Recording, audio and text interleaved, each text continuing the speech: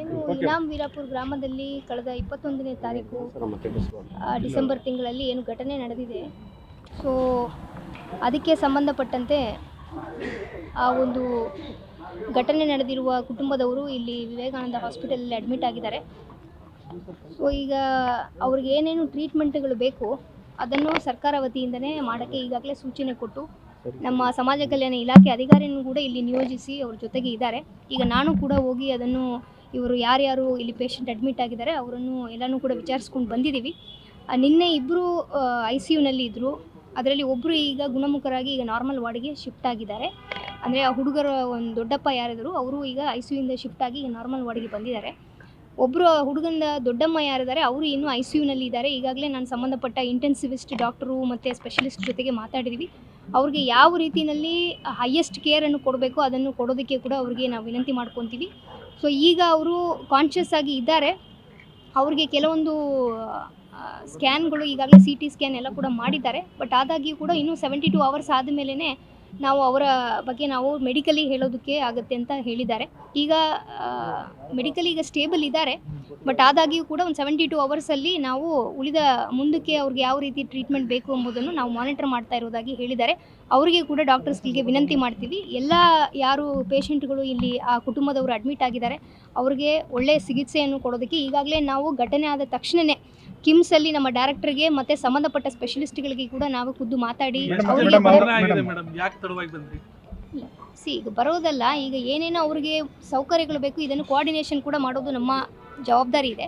ಇಲ್ಲಿನೇ ನಮ್ಮ ಅಧಿಕಾರಿಗಳನ್ನು ಇದ್ದಾರೆ. ಇವತ್ತು ನಾವು ಅವ್ರಿಗೆ ಏನು ಅನುದಾನವನ್ನು ಕೊಡಬೇಕಾಗಿತ್ತು ಅದನ್ನು ಸರ್ಕಾರಕ್ಕೆ ಬರೆದಿದ್ದೀವಿ. ಧಾರವಾಡದಲ್ಲಿ ಸಮಾಜ ಕಲ್ಯಾಣ ಇಲಾಖೆ ಇದೆಯಾ? ಇಲ್ಲ, ಈಗ ನೋಡಿ ನಮ್ಮ AD ಯಾರಿದ್ದಾರೆ ಅವ್ರಿಗೆ ಇಲ್ಲೇ ನಿಯೋಜಿಸಿದೀವಿ. 21ನೇ ತಾರೀಕಿಂದ ಅವ್ರು ಇಲ್ಲೇ ಇದ್ದಾರೆ. ಅಲ್ಲ ಅವ್ರನ್ನೇ ಕೇಳಿ ನೋಡಿ ಮೇಡಮ್, ಇದಾರ ಒಂದ್ ಸ್ವಲ್ಪ ಅಂತೇಳಿ. ಮೆಡಿಸಿನ್ ಯಾರು ತಂದು ಕೊಟ್ಟಿದ್ದಾರೆ? ಫೋನ್ ಮಾಡಿದ್ರೆ ಫೋನ್ ರಿಸೀವ್ ಮಾಡಂಗಿಲ್ಲ. ಮೆಡಿಸಿನ್ ಯಾರು ತಂದು ಕೊಟ್ಟಿದ್ದಾರೆ ಏನು ಸ್ವಲ್ಪ ಕೇಳಿ ಮೇಡಮ್. ಸಮಾಜ ನಿನ್ನೆ ಅಂತ್ಯ ಸಂಸ್ಕಾರದಲ್ಲಿ ನಾವೇ ಇದ್ದೇವೆ, ನಮ್ಮ ಪ್ರೋಟೋಕಾಲ್ ಮುಗಿತು ಅಂತ ಮನೆಗೆ ಹೋಗ್ತಾರೆ. ಮಾನವೀಯತೆ ಇದೆಯಾ ಸಮಾಜ ಕಲ್ಯಾಣ ಇಲಾಖೆ ಅಧಿಕಾರಿಗಳಿಗೆ? ಅವರಿಗೆ ಕೂಡ ನಾವು ಅವ್ರಿಗೆ ಯಾವ ರೀತಿ ಸ್ಪಂದನೆ ಮಾಡಬೇಕು ಅವ್ರಿಗೆ ಡೈರೆಕ್ಷನ್ ಕೊಟ್ಟಿದ್ದೀವಿ.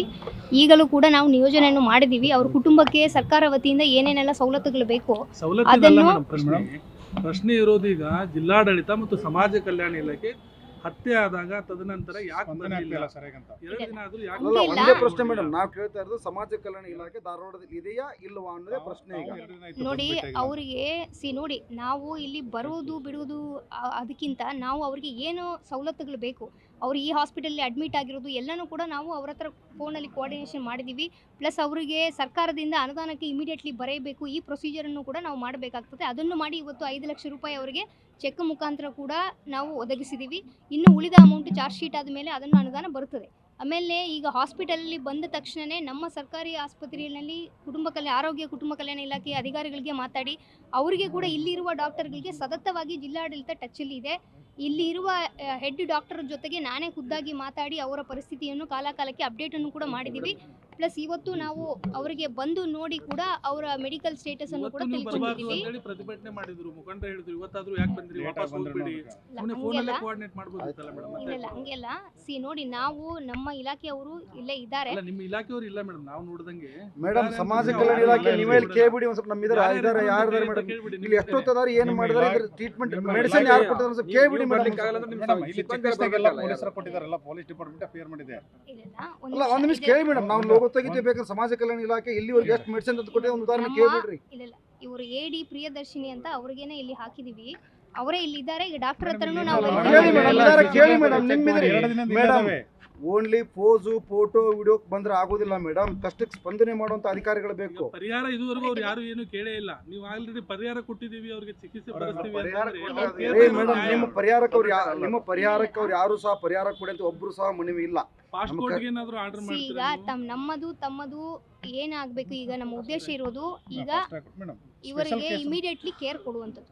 ಸೊ ಅದಕ್ಕೆ ನಾವು ಬೆಸ್ಟ್ ಆಫ್ ದ ಹಾಸ್ಪಿಟಲ್ ಅನ್ನು ಇಲ್ಲಿ ಅಡ್ಮಿಟ್ ಆದ್ಮೇಲೆ ಅವರ ಒಂದು ಹಾಸ್ಪಿಟಲ್ ಇದಾವೆ ಹುಬ್ಳಿಲಿ.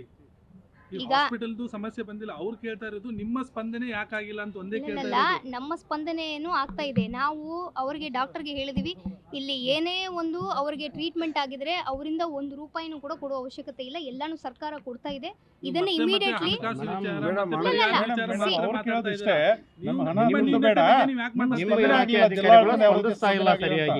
ನಾವು ಸ್ಪಂದನೆ ಕೊಡ್ತಾ ಇದ್ದೀವಿ, ಈಗಲೂ ಸ್ಪಂದನೆ ಕೊಡ್ತೀವಿ. ಯಾಕಂದರೆ ಇದು ನಮ್ಮ ಆದ್ಯ ಕರ್ತವ್ಯನೂ ಇದೆ. ನಾವು ಏನು ಸಂಬಂಧಪಟ್ಟ ಇಲಾಖೆಗಳಾಗ್ಬೋದು, ಪೊಲೀಸರವರು ಕೂಡ ಇದನ್ನು ಪಾರದರ್ಶಕವಾಗಿ ಮಾಡಬೇಕು. ಎಲ್ಲ ಇಲಾಖೆಗಳು ಸೇರಿ ಒಟ್ಟಾರೆ ನಾವು ಕೆಲಸ ಮಾಡ್ತಾ ಇದ್ದೀವಿ. ಮುಂದಿನ ದಿವಸಗಳಲ್ಲಿನೂ ಸಹ ಅವ್ರಿಗೆ ಯಾವ ರೀತಿಯಲ್ಲಿ ರಿಹ್ಯಾಬಿಲಿಟೇಷನ್ಸ್ ಬೇಕು, ಅವ್ರಿಗೆ ಧೈರ್ಯ ತುಂಬಿಸ್ಬೇಕು, ಅಲ್ಲಿ ಊರಲ್ಲಿನೂ ಇನ್ನು ಮುಂದೆ ಯಾವುದೇ ರೀತಿಯ ಅಹಿತಕರ ಘಟನೆಗಳು ಆಗದೆ ನೋಡ್ಕೊಳ್ಬೇಕು. ಇದು ಎಲ್ಲ ರೀತಿಯ ನಾವು ಮುಂಜಾಗ್ರತಾ ಕ್ರಮಗಳನ್ನು ನಾವು ಕೈಗೊಳ್ತೀವಿ. ಸ್ಪೆಷಲ್ ಪ್ರಕರಣ ಅಂತ ಏನಾದ್ರು ಪರಿಗಣಿಸ್ತಾರೆ? ಫಾಸ್ಟ್ ಟ್ರ್ಯಾಕ್ ಕೋರ್ಟ್ ಇದು ಏನಾದರೂ ಮನವಿ ಮಾಡ್ಕೋತೀರಿ ಅಥವಾ ಇದು ಮಾಡ್ತೀರಿ? ಇಲ್ಲ, ಖಂಡಿತಾಗಿ ಇದನ್ನು ಪೊಲೀಸಿಂದನೂ ನಾವು ರಿಪೋರ್ಟನ್ನು ನಾವು ಕೇಳ್ತಾ ಇದ್ದೀವಿ. ಈಗಾಗಲೇ 6 ಜನ ಅರೆಸ್ಟ್ ಆಗಿದ್ದಾರೆ 14 ಜನರಲ್ಲಿ. ಉಳಿದವರನ್ನು ಕೂಡ ಬೇಗ ಅರೆಸ್ಟ್ ಮಾಡಿ ಕಸ್ಟಡಿಯಲ್ಲಿ ತಗೊಳ್ಳೋಕ್ಕೆ ಕೂಡ ಪೊಲೀಸ್ ಡಿಪಾರ್ಟ್ಮೆಂಟ್ ಅವರಿಗೆ, SP ಗೆ ಅವರಿಗೆ ಗ್ರಾಮಕ್ಕೆ ಭೇಟಿ ಕೊಡ್ತೀವಿ, ಬಾಯನ್ನ ಬೈದು ಮಾಡ್ತೀವಿ. ಖಂಡಿತಾಗಿ. ಯಾಕಂದ್ರೆ ಇಲ್ಲಿ ಎಲ್ಲ ಫ್ಯಾಮಿಲಿದವರೇ ಇಲ್ಲೇ ಇರೋದ್ರಿಂದ ಗ್ರಾಮದಲ್ಲಿ ಭಯದ ವಾತಾವರಣ, ಅಟ್ಲೀಸ್ಟ್ ನೀವು ಹೋಗಿ ಒಂದು ಸಂಧಾನ ಮಾಡುವಂತ. ಇಲ್ಲ, ಖಂಡಿತಾಗಿ ಮಾಡೋಣ. ಇಲ್ಲಿ ಏನಂದ್ರೆ ಇಲ್ಲೇ ಇದಾರಲ್ವಾ ಎಲ್ಲರೂ, ಅವರು ಇಡೀ ಫ್ಯಾಮಿಲಿ ಅವರು ಇಲ್ಲಿದ್ದಾರೆ. ಅದಕ್ಕೆ ನಾವು ಗ್ರಾಮಕ್ಕೆ ಫಸ್ಟ್ ಇವರಿಗೆ ನೋಡೋಣ, ಆಮೇಲೆ ಇವರಿಗೆ ಸಾಂತ್ವನ ಹೇಳೋಣ. ಯಾಕಂದ್ರೆ ಎಲ್ಲರೂ ಕೂಡ ಶಾಕ್ ಅಲ್ಲಿ ಇದ್ರು. ಈಗ ಬಂದ ತಕ್ಷಣ ಎಲ್ಲರೂ ಕೂಡ ಶಾಕ್ ಅಲ್ಲಿ ಇದ್ದಾರೆ. ಈಗಲೂ ಕೂಡ ಅವರು ಶಾಕ್ ಅಲ್ಲಿ ಇದ್ದಾರೆ. ನಾವು ಮತ್ತೆ ಅವರಿಗೆ ಶಾಂತವನ್ನ ಹೇಳಬೇಕು, ಅವರಿಗೆ ಸಮಾಧಾನ ಹೇಳೋದೇ ನಮ್ಮ ಜವಾಬ್ದಾರಿ ಇದೆ. ಒಮ್ಮೆ ಸಮಾಧಾನ ಆದ್ಮೇಲೆ ನಾವು ಗ್ರಾಮಕ್ಕೆ ಹೋಗಿ ಅವ್ರಿಗೆ ಯಾವುದೇ ರೀತಿಯಲ್ಲಿ ಭಯದ ವಾತಾವರಣ ಇಲ್ಲದೆ ಅವ್ರಿಗೆ ಎಲ್ಲ ರೀತಿಯಲ್ಲಿ ಮುಂಜಾಗ್ರತಾ ಕ್ರಮಗಳನ್ನು ಕೈಗೊಂಡು ಅವ್ರಿಗೆ ಧೈರ್ಯ ತುಂಬಿಸಿ ಅಲ್ಲಿ ಎಲ್ಲ ಅಧಿಕಾರಿಗಳನ್ನು ಕರ್ಕೊಂಡೋಗಿ ಅವರಿಗೆ ಎಲ್ಲ ಸಂವಾದವನ್ನು ಮಾಡಿ ಆ ಊರವ್ರಿಗೇನು ಕರೆದು ಮಾತಾಡಿ ಇನ್ನು ಮುಂದಿನ ದಿವಸಗಳಲ್ಲಿ ಅದನ್ನು ಮಾಡ್ತೀವಿ. 8 ತಿಂಗಳ ಹಿಂದೆ ತಹಶೀಲ್ದಾರ್ ಕೇಸ್ ಆಗಿತ್ತು. ಒಂದು ತ್ರೈಮಾಸಿಕ ಸಭೆಯಲ್ಲೂ ನೀವು ಅವ್ರನ್ನ ಕರೆದಿಲ್ಲ, ಅದನ್ನ ಏನು ಮಾಡಿಲ್ಲ. ಅಲ್ಲ ಮೇಡಮ್, ST ಇದ್ರದ್ದು ಅವಾಗಲೇ ಮಾಡಬಹುದಿತ್ತಲ್ಲ, ಕೋಆರ್ಡಿನೇಷನ್ ಪೊಲೀಸ್ ಆಗುವಂತ ಇಲಾಖೆ ಘಟನೆ ತಪ್ಪಿಸಬಹುದಾಗಿತ್ತಲ್ಲ. ಅವಾಗಲೇ ಮಾಡಿಲ್ಲ, ಸಮಾಜ ಇನ್ನು ಕಲ್ಯಾಣ ಮಾಡಿ ಇಲಾಖೆ ಅಧಿಕಾರಿಗಳು ಮನಸ್ಸು ಮಾಡಿದ್ರೆ ಆಗು ಘಟನೆ ತಪ್ಪಿಸಬಹುದಾಗಿತ್ತು. ಸಮಾಜ ಕಲ್ಯಾಣ ಇಲಾಖೆಯವರು ಏನು ಅವ್ರ ಮನೆಗೆ ಭೇಟಿ ಕೊಟ್ಟಿದ್ರ? ಅವಾಗ ತಾವು ಭೇಟಿ ಕೊಟ್ಟಿದ್ರ? ಜಿಲ್ಲಾಡಳಿತ ಭೇಟಿ ಕೊಟ್ಟಿಲ್ಲ. ಪೊಲೀಸ್ ಇಲಾಖೆ ಒಂದ್ ಮಾಡಿದ್ರೆ ಆಗುತ್ತಾ? ಇಲ್ಲ, ಹಂಗೆಲ್ಲ ನೀವು 8 ತಿಂಗಳ ಹಿಂದಾನೆ ಒಂದ್ ಸಾರಿನೂ ಮಾಡಿಲ್ಲ. ಈಗ ಸತ್ತು ಹೋದ್ಮೇಲೆ ಸಾವು ಬದುಕಿನವ್ರ ಮಧ್ಯೆ ಹೋರಾಟ ಮಾಡುವಾಗ ಈಗ ಭೇಟಿ ಕೊಟ್ಟು ಇದನ್ನೇ ನಾವು ನಿನ್ನೆನೂ ಕೂಡ ನಾವು SC/ST ಜಾಗೃತಿ ಸಮಿತಿಯನ್ನು ಕೂಡ ನಾವು ಇದನ್ನು ಕೂಡ ನಾವು ಮೀಟಿಂಗ್ ಅನ್ನು ಕಂಡಕ್ಟ್ ಮಾಡಿ ಇದರ ಬಗ್ಗೆನೂ ಇಂಥ ಕ್ರಮಗಳನ್ನು ಈ ಥರ ಒಂದು ಘಟನೆಗಳು ಮತ್ತೆ ಮರುಗಳಿಸದಂತೆ ಯಾವ ರೀತಿ ಜನರಿಗೆ ಒಂದು ಅರಿವು ಮೂಡಿಸೋದಾಗ್ಲಿ, ಪ್ರಿಕಾಷನರಿ ಆ್ಯಕ್ಷನ್ ತೊಗೊಳ್ಳೋದಾಗಲಿ ಅದರ ಬಗ್ಗೆನೂ ನಿನ್ನೆ ಮೀಟಿಂಗ್ ಮಾಡಿ ನಿನ್ನೆ ಒಂದು 4-5 ತಾಸು ಇದರ ಬಗ್ಗೆನೇ ನಾವು ಚರ್ಚೆನೂ ಕೂಡ ಮಾಡಿದ್ದೀವಿ. ಹಾಗಾಗಿ ಮುಂದೆ ಬರುವ ದಿನಗಳಲ್ಲಿ ತಾಲೂಕು ಮಟ್ಟದಲ್ಲಿ ಆಗಲಿ, ಜಿಲ್ಲಾ ಮಟ್ಟದಲ್ಲಿ ಆಗಲಿ ಇದರ ಬಗ್ಗೆನ ನಾವು ಮುಂಜಾಗ್ರತಾ ಕ್ರಮ ಕೈಗೊಳ್ಳೋದಕ್ಕೆ ನಮ್ಮ ಇಲಾಖೆ ಹಾಗೂ ಸಂಬಂಧಪಟ್ಟ ಎಲ್ಲ ಇಲಾಖೆಗಳು ಕೋಆರ್ಡಿನೇಷನ್ ಮಾಡ್ತೀವಿ ಅಂತ ಈ ಮೂಲಕ. ಗ್ಯಾರಂಟಿ ನ್ಯೂಸ್, ಸುದ್ದಿ ಖಚಿತ, ನ್ಯಾಯ ನಿಶ್ಚಿತ.